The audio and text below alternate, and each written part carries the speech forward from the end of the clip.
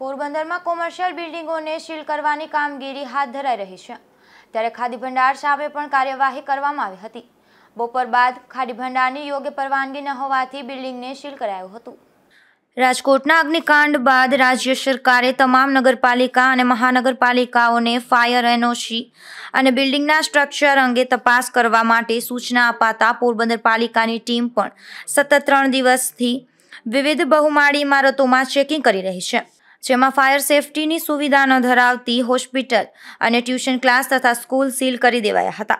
ત્યારબાદ આજે બપોરે બાદ ખાદી ભંડારમાં ચેકિંગ હાથ ધરવામાં આવ્યું હતું, જેમાં ફાયર અંગેની એનઓસી યોગ્ય ન મળી આવતા ખાદી ભંડારના બિલ્ડરને સીલ કરી દેવાની કાર્યવાહી હાથ ધરાઈ હતી।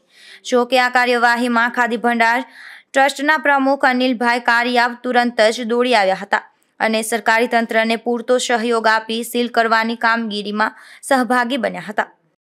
રાજકોટની જે ઘટના બની છે ટીઆરપી એની અંદરથી 28 ગયા એ ખરેખર બહુ દુઃખદ છે।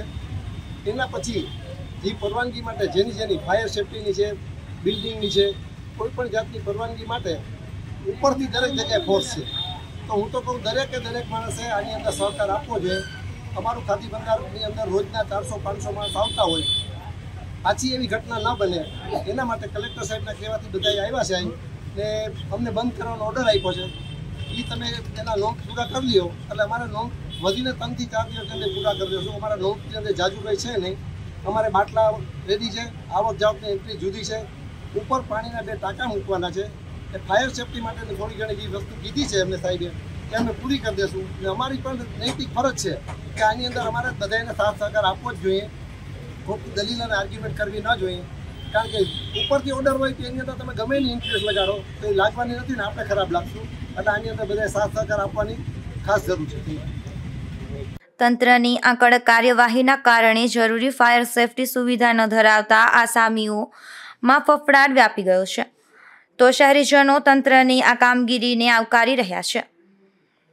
પોરબંદર નગરપાલિકાના બહોશ અધિકારી અજય બારિયાની રાહબરી હેઠળ નગરપાલિકાના વિનોદ બથિયા, અભય મહેતા સહિતની જે ટીમ છે તે સીલ મારવાની કાર્યવાહી કરી રહી છે। આ બહાદુર અધિકારીઓ કોઈની પણ સેહ શરમ રાખ્યા વિના શહેરની જે કોઈ પણ ગેરકાયદેસર મિલકતો છે તેની સામે કાર્યવાહી કરી રહી છે। ફાયરનું એનઓસી ન હોય અથવા તો બાંધકામની ગેરકાયદેસર પરવાનગી હોય તેની સામે સીલ થવાની કાર્યવાહી થઈ રહી છે, જેમાં રિલાયન્સ મોલ, વીમાર્ટ મોલનો પણ સમાવેશ થઈ ગયો છે, બિરલા હોલ અને ખાદી ભંડારનો પણ સમાવેશ થઈ ગયો છે। પરંતુ ખાસ કરીને સવાલ એ છે કે જો સૂત્રોની વાત માનીએ તો ટીપીના ચેરમેને પરવાનગી આપી હોય તેવા 130 કરતાં પણ વધારે બિલ્ડિંગો પોરબંદર શહેરમાં જોવા મળે છે, જે પરવાનગીને નગરપાલિકા ગેરકાયદેસર પરવાનગી ઠરાવે છે। ચીફ ઓફિસરની સહી ન હોય તેવી પરવાનગીઓને ગેરકાયદેસર પરવાનગી ગણવામાં આવે છે। સમગ્ર શહેર આ વાત જાણે છે કે ટીપીના કોઈ પણ ચેરમેન હતા જે તે સમયના ચેરમેનોએ પરવાનગી આપી છે, ત્યારે કેવડો મોટો ભ્રષ્ટાચાર પોરબંદર નગરપાલિકામાં થયો છે। લાખો રૂપિયા લઈને આ પ્રકારની પરવાનગીઓ આપવામાં આવી છે। પોરબંદર નગરપાલિકા પાસેથી પરવાનગી લેવાની જે પ્રોસિજર છે તે મિલકત ધારકોએ કરી છે, પછી ટીપીના ચેરમેને પરવાનગી આપી છે કે ચીફ ઓફિસરે પરવાનગી આપી છે તે અંગેનું નોલેજ પણ કેટલાય મિલકત ધારકોને નથી। તેઓ માત્ર એટલું સમજે છે કે તેમને ટીપીના ચેરમેને પરવાનગી આપી છે એટલે બાંધકામની પરવાનગી મળી ગઈ છે, અને આજે આવા જ મિલકત ધારકો સામે કાર્યવાહી હાથ ધરાઈ રહી છે તે કેટલી હદે વ્યાજબી છે, આવા સવાલો પણ શહેરના મોટા વેપારીઓ ઉઠાવી રહ્યા છે।